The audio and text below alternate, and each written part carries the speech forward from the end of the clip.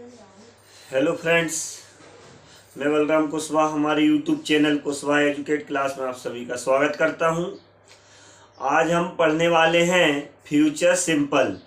तो future simple में हम जानेंगे इसमें जो हेल्पिंग वर्ब कौन सी लगती है, वर्ब का कौन सा फॉर्म लगता है, और इसका ट्रांसलेट समझेंगे कि हम किस तरह से स्ट्रक्चर की मदद से आसानी से हिंदी से अंग्रेजी वाक्य को ट्रांसलेट करेंगे। फ्यूचर टेंस में जानेंगे किस तरह से हम भविष्य की बातों को पढ़ेंगे और भविष्य में होने वाले परिवर्तन और ट्रांसलेट हिंदी से अंग्रेजी अनुवाद को, जो सभी विद्यार्थियों के लिए कक्षा 6वीं से 12वीं के लिए बहुत ही ज़्यादा ज़रूरी होते हैं। तो आइए चलते हैं, बात करते हैं किस तरह से टेंस को समझेंगे। देखिए, आइए बोर्ड पर मेन हेडिंग हमने यहाँ लिखी है फ्यूचर सिंपल। इस टेंस की पहचान होती है वाक्य के अंत में हमेशा क्या लिखा रहेगा, गा, गी और गे। इसमें दो हेल्पिंग वर्ब लगती है, एक है विल और दूसरी है सेल। विल हेल्पिंग वर्ब का यूज होगा subject he, she, it, name, you, they के साथ।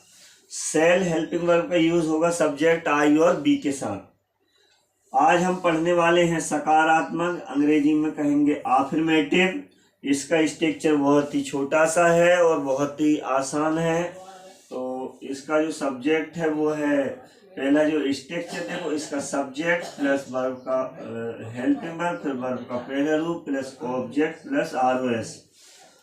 तो देखिए बहुत छोटा ही है, ज़्यादा कुछ है नहीं है। सब्जेक्ट लिखना है आपको, सब्जेक्ट के बाद हेल्पिंग वर्ब, फिर वर्ब का पहला रूप प्लस ऑब्जेक्ट लिखना है। और अगर ऑब्जेक्ट से भी अतिरिक्त कुछ वाक्य में आया है ज़्यादा तो हम उसको आरएस पे, जो आरओएस की जगह है, यहाँ पर लिख देंगे।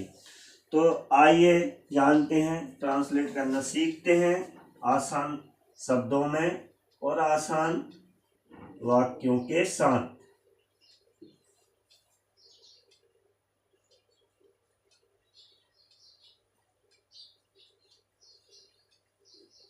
सीमा बाजार जाएगी। सीमा बाजार जाएगी।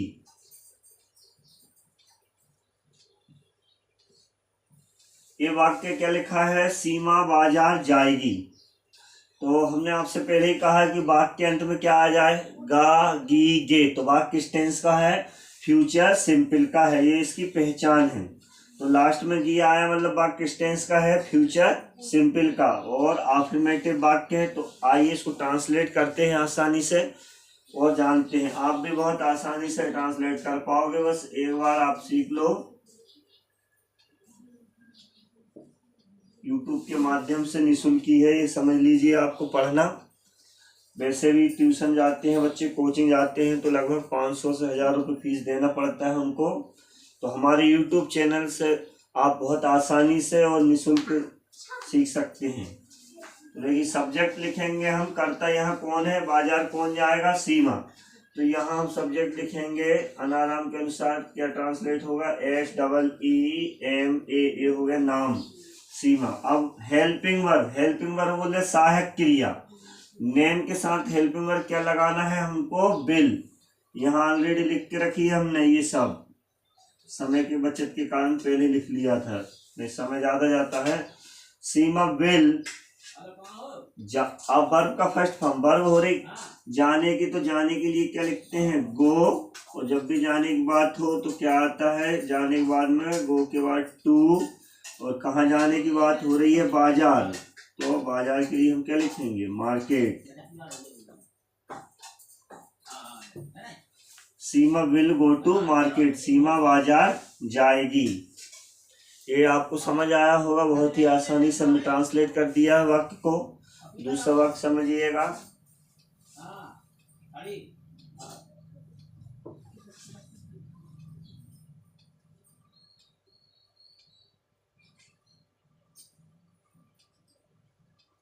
हम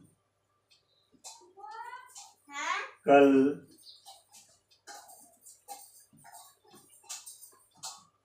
यहाँ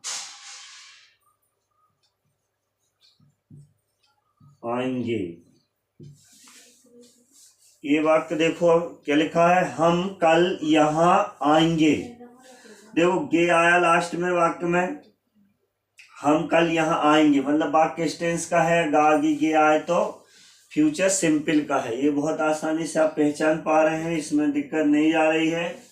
अब इसका ट्रांसलेट देखो आप बहुत आसानी से, कक्षा 6वीं से 12वीं तक के बच्चों के लिए तो समझ लो बहुत ज्यादा जरूरी चीज है।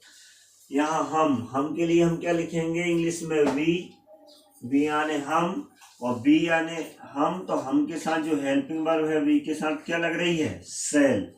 तो यहाँ हम सब्जेक्ट के बाद फिर क्या लिखने वाले हैं, सेल, क्योंकि ऐसा स्ट्रक्चर कहता है, स्ट्रक्चर के अनुसार चलना है। We shall. अब वर्ब का फर्स्ट फॉर्म, वर्ब का की हो रही आने की, तो आने के लिए क्या कहते हैं, कम। ठीक है, वी सेल कम। अब यहाँ मतलब जो हमारा पास का स्थान है, नजदीक स्थान है, उसके लिए हम क्या बोलते हैं अंग्रेजी में, हेयर। हेयर मीन्स हमारे नजदीक का स्थान, हेयर यानी यहाँ। ठीक है, अब इसमें एक चीज बच गई, कल। तो आने वाले कल के लिए हम यहाँ ROS जो लिखा है ना, अब ROS की जगह भी तो कुछ लिखना पड़ता है, तो ये भी पता होना चाहिए किस तरह से ट्रांसलेट करेंगे। तो आने वाले कल के लिए क्या लिखेंगे हम, टुमारो। टुमारो यानी क्या होता है, आने वाला कल।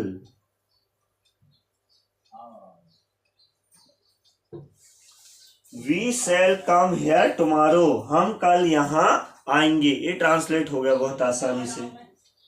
और देखिए और वक्त आपको ट्रांसलेट करके दिखाते हैं।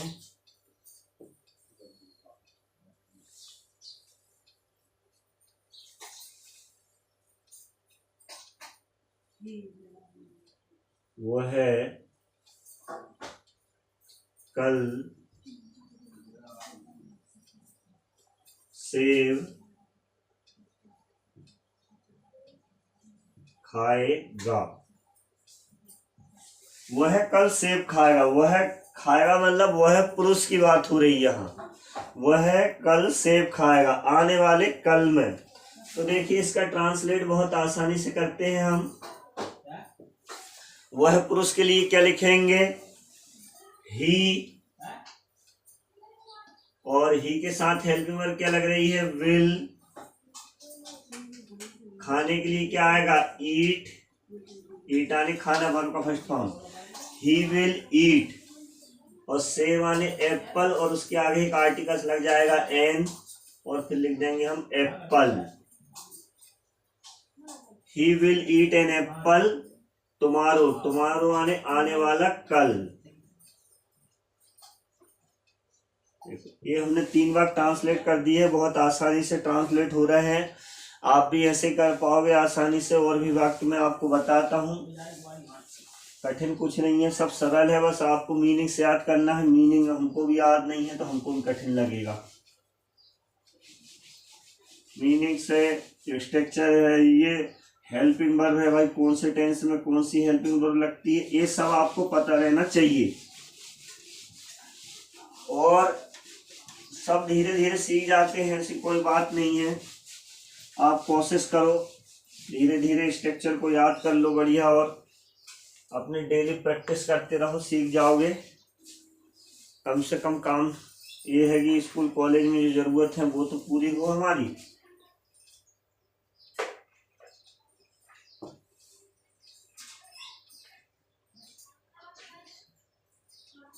वह है कल चाय पिएगी। ठीक है, वह कल चाय पिएगी। कोई लड़की है, वह स्त्री है, वह कल चाय पिएगी। ठीक है, अब इसका ट्रांसलेट जानो आप आसानी से कैसे होता है ट्रांसलेट। हिंदी से अंग्रेजी अनुवाद देखो। वह कल चाय पी, वह गर्ल्स आने सी, वह गर्ल्स के लिए क्या लिखेंगे, सी, और हेल्पिंग वर्ब सी के साथ क्या आ जाएगी, विल। C will. पीने का फर्स्ट फॉर्म क्या है, ड्रिंक, DRINK, ड्रिंक। क्या चीज पीने की बात हो रही है, टी। टी मीन चाय। और आने वाला कल, आने वाले कल के लिए हम लिखेंगे टुमारो। ये ROS की जगह पे आ गया, री ऑफ द सेंटेंस की जगह पे she will drink tea tomorrow, वह कल चाय पिएगी। ये स्ट्रक्चर के अनुसार हम कर रहे हैं, बहुत आसानी से हो रहा है, आप भी कर पाओगे। और एक बार और हम आपको करके दिखाते हैं, फिर आप अपने मन से भी 5, 7, 10 बार करके देखा करो। इन्हीं के वाक्यों को हम नेगेटिव भी आपको बताएंगे अगली वीडियो में, अगली क्लास में। अभी इसको देखो, 5वां वाक्य है, वे कल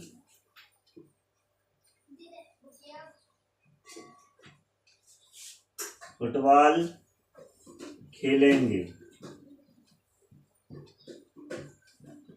ठीक है, वे कल फुटबॉल खेलेंगे। ठीक है, एक से अधिक व्यक्ति रहते हैं, हमसे दूर जो खड़े रहते हैं, जो हमसे दूर हैं, हम उनको इशारे में बोलते हैं वे।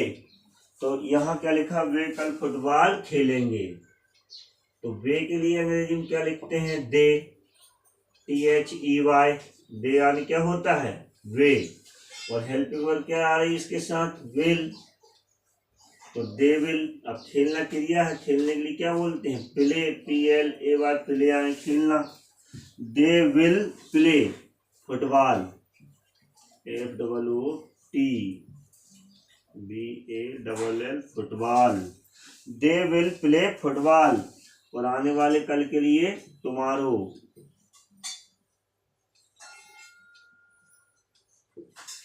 They will play football tomorrow. ये हमने 5 वाक्य आपको ट्रांसलेट करके बताए हैं, आसानी से ट्रांसलेट कर भी दिए हो गए हैं स्ट्रक्चर के अनुसार। अब इन्हीं वाक्यों को हम सीखते हैं और कुछ थोड़े हटके भी सीख लेंगे। नेगेटिव आने नकारात्मक बनाना। तो आशा करते हैं हमारा आपको आज का जो वीडियो था, आज की क्लास थी फ्यूचर सिंपल में अफर्मेटिव सकारात्मक वाक्यों को हिंदी से अंग्रेजी अनुवाद कैसे करते हैं, आपने सीखा होगा। क्लास अच्छी लगी है, वीडियो अच्छा लगा है और पढ़ाने का तरीका अच्छा लगा है तो कृपया कर हमारे चैनल को आप सब्सक्राइब करें, लाइक करें और कमेंट करें। मिलते हैं अगली वीडियो में, तब तक के लिए नमस्कार।